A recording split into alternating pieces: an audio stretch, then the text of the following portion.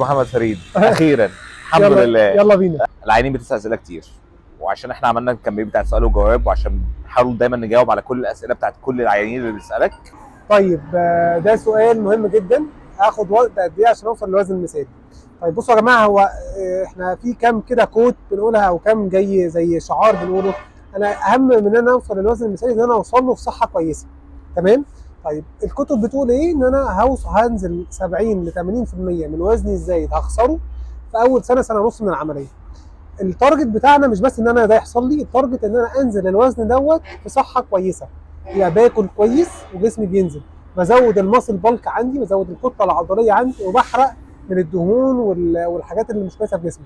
النزول المتجزأ دوت ليه كذا ميزه. اولا ما بيحصلش ترهلات او نسبه حدوثها بتبقى قليله جدا، خصوصا ان احنا بنبقى نزود البروتين والخضار ونزود الرياضه. كل الحاجات ديت بتخليني انزل على فترات طويله، اقدر استفيد ان انا انزل في وزن، انزل وزن كويس وانزل في صحه جيده. ده الكوت او السلوجن اللي احنا بنحب نقوله. ازاي؟ بس التايم بتاع الوصول للوزن سنه ونص. سنه ونص، وما تستعجلش بقى، عشان بيجي يقول لك ايه يا دكتور انا وزني ثابت بقاله شهر، يا دكتور انا وزني ثابت بقاله شهرين. عادي يا جماعه، احنا التايم بتاعنا اللي طب دي ليها حاجه معينه؟ يعني اقصد في عامل معين بيخلي العيان يثبت في الوزن؟ لا ده مش خصوصا بعد الناس اللي عملت مثلا بنقول 3-4 شهور بقى له عامل عمليه وكان بينزل اول شهر 10 كيلو ونزل 8 كيلو ونزل، فهو متعود على النزول الكويس، وفجاه لقى نفسه على الميزان نازل كيلو. طيب الموضوع دوت بص الكتب كاتبه والاكسبيرينس ومن كتر الشغل شفنا ايه؟ ان انا بنزل 10% من التوتال بادي ويت في اول شهر. ده اول هام. نمره 2، انا ما يهمنيش، ما بتحسبش بالشهر. اوقات كتير جدا جدا بيحصل ثبات على الميزان بس تغيير في مقاسات الهدوم. ده بيكون سبب ان انا بزيد في الماسل بالك بتاعي، عضلاتي بتزيد وابدا احرق دهون، فانا شكلي بيتغير. الناس كلها ملاحظه ده عليا، هدومي مقاساتها كلها بتتغير. لو الناس بقى كمان بالذات البنات وكده اللي بتقيس المحيط البطن ومحيط الكلام ده كله بيتقل جدا في السنتيمتر، بس انا وزني ثابت. انا بحرق دهون وبزود الماسل بالك، مش لازم انزل ريجولار. اللمسه السحريه في دايما تلاقي عيان كده يقول لك، بقول لك يا دكتور اعمل حاجه بقى عشان انزل انا. هو في حاجه بتعملها في العمليه ممكن تخلي العيان ينزل اسرع؟ لا، هو القصه مش كده خالص. هي القصه في ستاندرد، العمليه بتتعمل بشكل ستاندرد. بنسمع مسميات كتير جدا، ولازم اعمل لك العمليه، انت عايز تنزل كام كيلو فاعمل لك العمليه يعني الكلام ده صراحه مش دقيق جدا.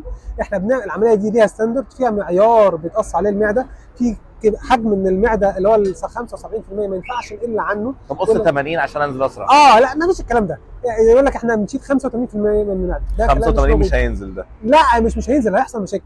المعده تحصل لها تويست بالعقل كده، لما اخلي المعده رفيعه جدا ممكن يحصل تويست او التواء.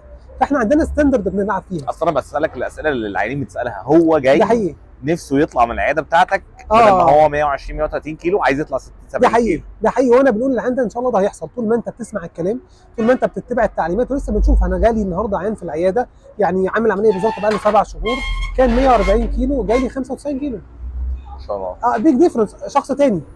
يعني هو كان سافر بعد العمليه بشهر وكده وبتاع، وكنا بنتابع التليفون. اول مره النهارده اشوفه يعني زي ما بيقولوا ايه، بيج تشينج او دراماتيك تشينج، حاجه يعني. هو ذات نفسه يقول انا نفسي كويس، صحتي كويسه، اموري كلها مظبطه. فده اللي احنا بنقوله يعني.